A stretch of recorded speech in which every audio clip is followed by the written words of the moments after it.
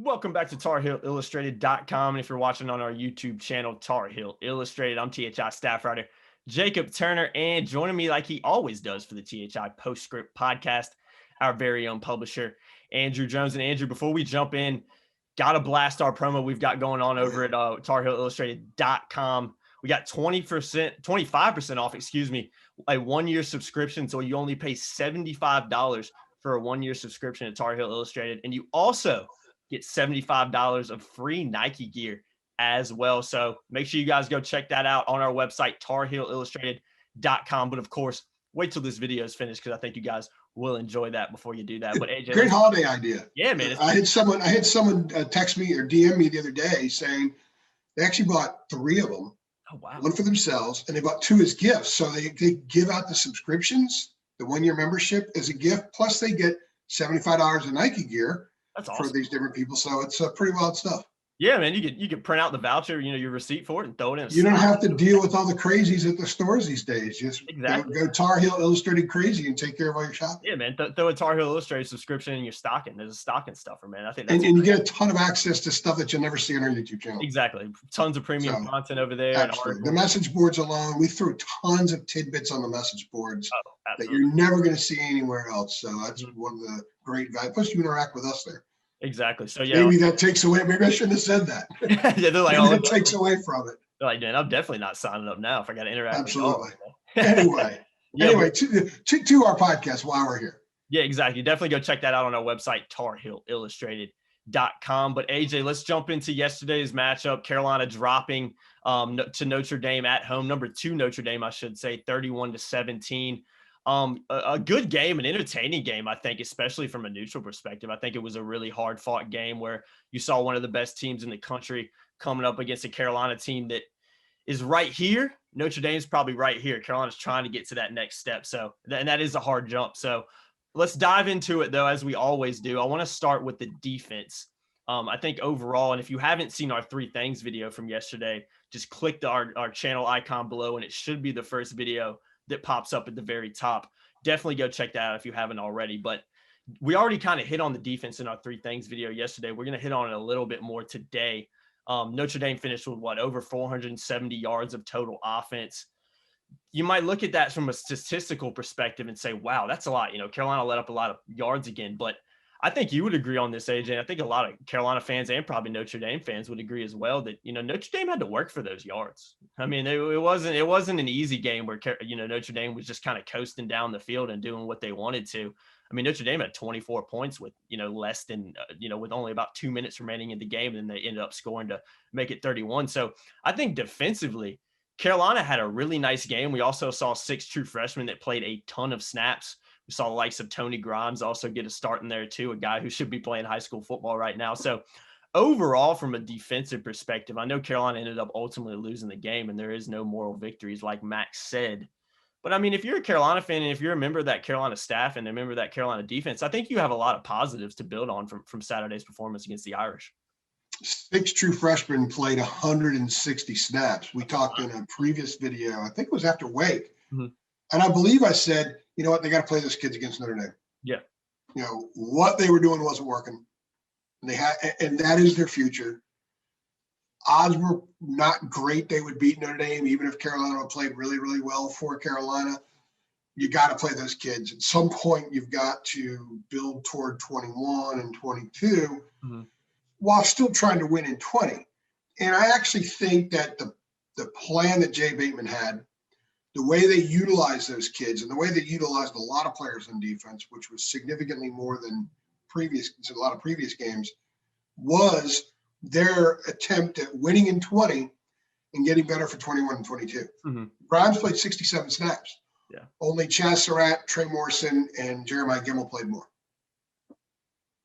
He played 29 against Wake. That was his high game to that point. So he's played almost 100 snaps in the last 2 games. Mm-hmm. The value in that, and you could see it on the fields yesterday. Mm-hmm. You could just see him getting better. You could see him embracing the physicality more. You could see him getting used to tendencies and quickness, the speed of the game off the ball, the speed of the cuts, the strength of the receivers. All those things, you can only do so much to get him ready in practice. He's got to get out the field and experience it, and he's done that. Mm-hmm. Miles Murphy, Murphy is quick off the ball. He didn't have the club in his hand Friday. You can see where this guy's going to be really good. When you watch Pinder out there, he played low a lot yesterday. Kind of reminded me of Aaron Crawford playing low, but I think he's quicker than Crawford. And it's just a matter of, can he raise his game mentally to where Crawford was? Crawford was a very smart player, very mentally tough, never fazed by negativity, never too excited by good things, just kind of stayed in that same zone a lot. If Pinder can add that and develop that over time, he's going to be really, really good. Got to like Cameron Rucker. He's actually been impressive since day one. Jaquarius Conley had the most textbook tackle I've seen all year yesterday. He's physical. You got to be excited about a lot of those things. And they were able to throw more to the defense. We saw more of Jay Bateman's vision of the way the defense should be yesterday than we had previously this season. And I think the added athletic dimension those kids brought was big. And I think it should be very encouraging to UNC fans. They should be excited because they got to see something different. And it wasn't like, you bang your head against the wall, doing the same thing over and over and over again. You saw change. You saw an evolution of sorts with the defense. 478 yards isn't great, but I wrote an article that you can see on our site, tarheillustrated.com, where I described Notre Dame's offensive performance as sort of a glass-eating effort. Like a lot of that stuff was improvised by Ian Book. If they had an average quarterback back there, could have been a different game. Oh, for sure. And as poorly as Carolina's offense played, as much as they got dominated, could have been a different game because Ian Book made plays. Their touchdown to Kyron Williams in the first quarter, that was Ian Book. That shovel pass, that was Ian Book. And there were other plays. He had a 33-yard run that set up their first touchdown, I think it was. That was Ian Book. So they made a senior who, by the way, had his first start ever in Chapel Hill in 2017, a guy who's played a lot. They made him improvise and be at his best to beat them. That's a huge plus moving forward for Carolina. That doesn't mean they're going to be great next week or in Miami, but you saw a snapshot of what can be, and they should only grow from there. Yeah. One quick question on the defense before we move on to the next topic, AJ. You talked about a lot of freshmen playing, D-line, secondary, ton of freshmen. We're not seeing that at the linebacker position. We're not even seeing – to forget the freshmen, we're not even seeing the likes of Kadri Jackson, Eugene Asante get in there and get reps. Are you at all surprised by that at the linebacker position, that seems to be the only one where we're not seeing anybody else besides Jeremiah Gemmel and Chaz Surratt? Yeah, I have no reason to not take what the staff tells us at face value, take them for their word. Jay Bateman said in August, he talked a lot about Eugene Asante. Eugene Asante is going to play a lot of football for us. Eugene Asante is a really good player. I'm not worried about Eugene Asante. He didn't play a snap on defense yesterday. Kadri Jackson got in a little bit very late. They played a third linebacker yesterday. Des Edmonds technically started outside linebacker. It wasn't one of the we heard about Chaz getting some work in the hybrid spot in August. We haven't seen it yet. I would think if Asante was ready, maybe you slide Chaz over to that spot so you're even more athletic. But I also think they wanted to see Evans, and Evans struggled a little bit. He only played 11 or 12 snaps. He got blown up a couple times by Notre Dame, but there's still a lot of value there. I mean, now Desmond Evans knows what he must do to be ready to play 55 snaps in a college football game. So, yeah, I think the one area where they haven't subbed, even if they want to sub, is really at linebacker, and they lose Chaz. So there'll be a giant question mark about who that other middle linebacker is going to be when they go into next year, because Kimmel will be the anchor of the defense, and no worries there. But you're going to lose Chaz. So, and they got nobody else that's ready right now or even getting ready. The young freshmen are getting reps other places, like you said, but they're not doing that at linebacker. Maybe we'll see a lot next week against Western Carolina. Yeah, that's a good point. What will that even prove? Exactly. That's a good point. It'll be interesting to see what kind of guys we see at that, especially at that linebacker position, because I think we're seeing a ton of young guys. I think that's just the biggest surprise to me is we're not really seeing anybody else. I mean, I did an ISO on Chaz Surratt yesterday, which will be out over the next couple of days, and I mean, he played every snap. I followed around every single. And Jackson and Asante have been in the program. Yeah, they've been around, and they get a lot of special teams reps. So, they each have played over 330 special teams plays since they've been to Carolina. They've gotten a little bit on defense, but not on defense. Yeah, it's not like they just showed up a few months ago. They've been in the program, so that's what's surprising. Yeah, for sure, AJ. Well, let's move on to the next topic I want to talk about. I know you mentioned this off Cameron, before we started, you had listened kind of back to Ian Book and Brian Kelly's press conferences yesterday. And one thing that Kelly said was about the fact that he felt like this win was the second best win this season, obviously behind Clemson, who, obviously going to be a bigger win than Carolina at this point in time. But that's high praise from Kelly. I think he realized how tough of a game. I think Ian Book said some similar things, and just how tough of an opponent Carolina ended up being for them yesterday. Because while I felt like Notre Dame was in control for a majority of the game, they had to work for the win. They didn't coast to it. They didn't dominate. They didn't run Carolina out of Kenan Stadium by any means. They had to fight to the last minute in order to end up getting the win. For me, that shows that Carolina, and I think you'll agree with this as well, Carolina is on track to where they want to be. They're going in the right direction. It maybe isn't going as quickly as some Carolina fans would hope, which we'll touch on here in a little bit. But overall, I think last night showed that while Carolina didn't win, and while there is no moral victories in any sport, I think it showed that Carolina at least is going in the right direction. They're going this way and, not going that way. I've never been to Machu Picchu, but I've seen pictures and I've watched videos, and I would imagine if you stand at the base and you look up, that's quite a hike. Yeah. And Carolina's trying to go from the base of Machu Picchu to the top, which is where Clemson is, Alabama, and Ohio State. And right now where Notre Dame is very close to, or maybe even there.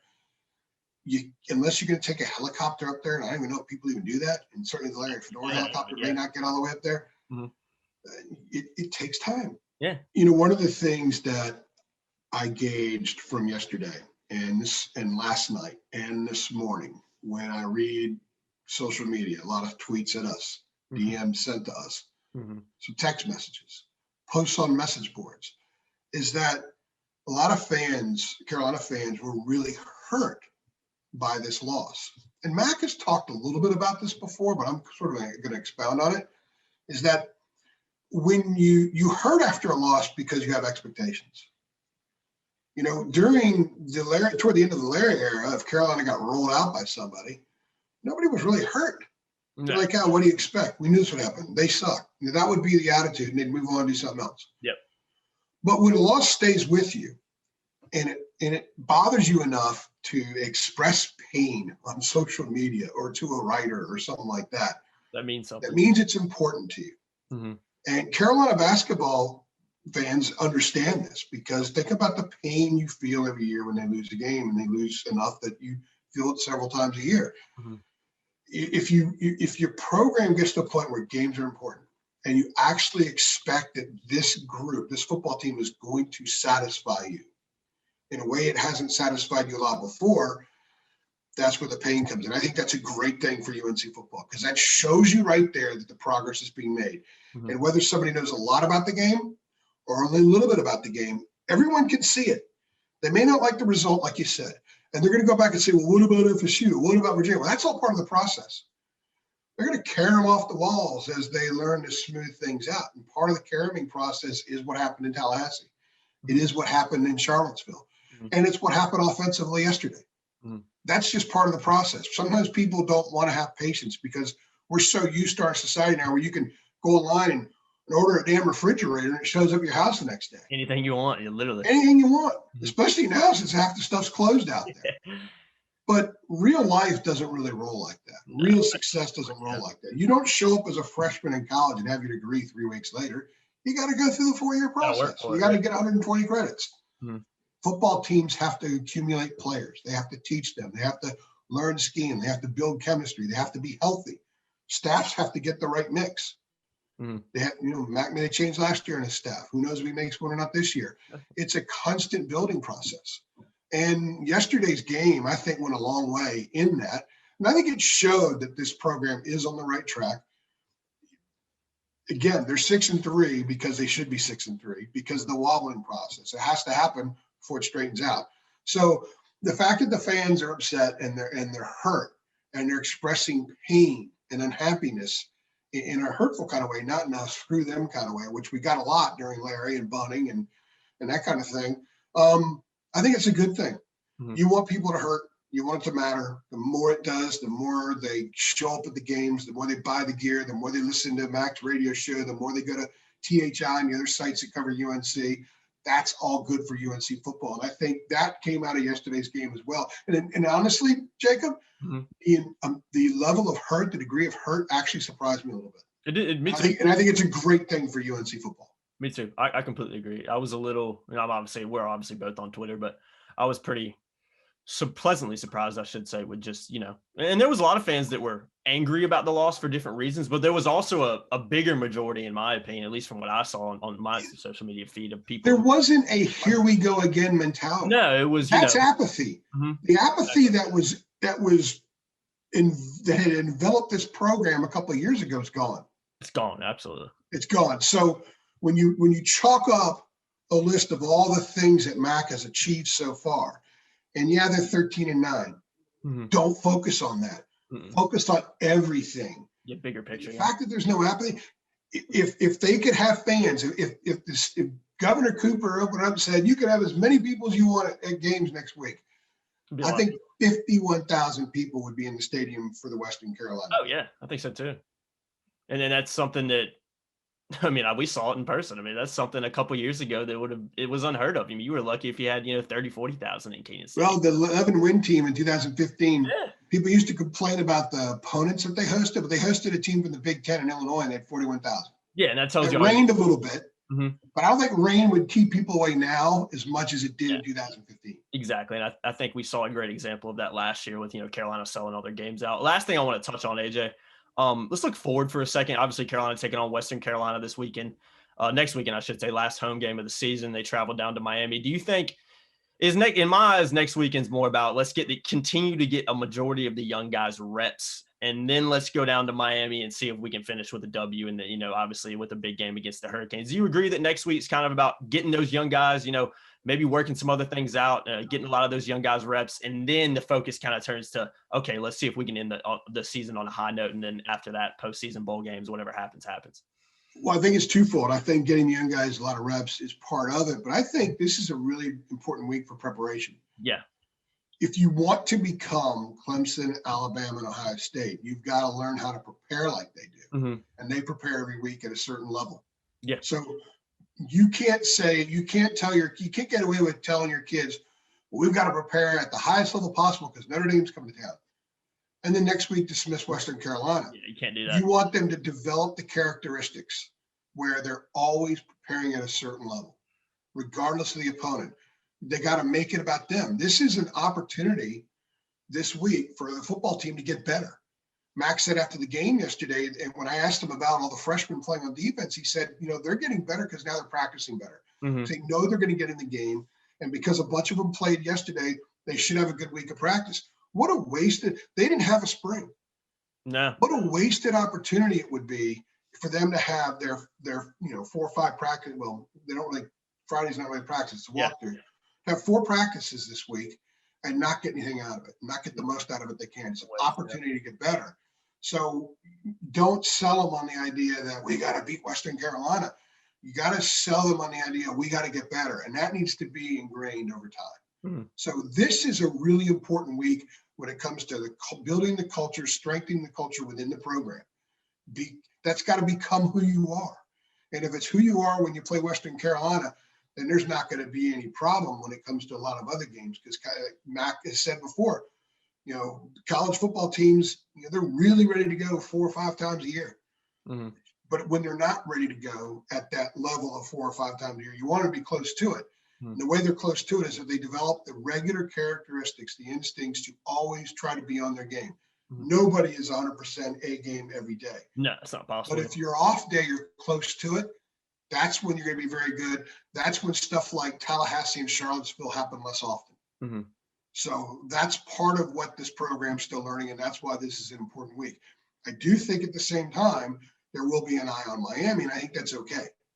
Because really good teams also learn how to prepare in advance for snippets of what's to come. I know that when Paul Johnson was in the ACC at Georgia Tech, all the coaches that had to play them said they would take a day or two. They would take a day in the spring, a day in August to kind of prepare. It's just so different, yeah. And if they had an open week, they would take an hour and work on defending the triple option because it was too much to cram into one. I think that's okay, but it's got to be about getting better this week. Absolutely, yeah. couple games left. Football season is coming to an end, AJ. But I think Carolina fans, even after a loss to Notre Dame on Friday night, are still feeling pretty good about where this team is headed, or maybe not even this team. I should probably say this program is headed. Yeah, going into the future, because you said it off camera yesterday before we did the three things, and I think this is a great analogy. You talked about Notre Dame, and I mentioned this earlier in the video. You talked about Notre Dame being here, Carolina being here. It's a lot easier to get from here to here, but it's a lot more difficult to make that next step and be one of those elite programs in the country. And like Max said, I think this is, Brian Kelly's probably his best team in his 10, 11 years at Notre Dame. So a loss to Notre Dame by 14 points when it was set, only really a 7-point differential for a majority of the game is not a bad loss. And I think there's a lot of positives. All the value were all the pieces on the field. Exactly. Things that happen. And then today, or whenever they do film room, that's going to be such an awesome film room experience for the staff and for the players. Get so much out of it. Sam, Sam wasn't great. No. Sam made some mistakes. He's still got to get better. He's only a sophomore. People sometimes think, well, is he the best quarterback in college football? No, he's not. No. He's really good. And he might be the best quarterback in college football next year. But he got to see something, kind of defense yesterday that schemed, was physical, and defended him. Really, they made some adjustments after the first couple of drives. Brian Kelly said, they wanted to kind of mess up the reads with those RPOs. And there were a couple of times where Sam maybe didn't see some things. So that's awesome. Sam's going to learn that. He's so smart. He's so dedicated. He's going to get tons of value from that film, and he'll be a better quarterback having gone through yesterday's experience. Exactly, AJ. Well, that's going to do it for this episode of the THI Postscript Podcast. Carolina falling Friday night 31-17 to Notre Dame. But guys, I'm gonna plug it one more time. Head on over to TarHeelIllustrated.com and get 25% off a 1-year subscription. You only pay $75, and you get $75 free Nike gear after that. So we're basically giving you that money back. I mean, $75 of free Nike gear for a 1-year subscription for $75. So make sure you guys head on over to TarHeelIllustrated.com and take advantage of that unique offer, guys. That's gonna do it. AJ, thanks as always. As always, guys, be sure to like this video. Be sure to share it, and we'll see you guys in the next one. Thanks.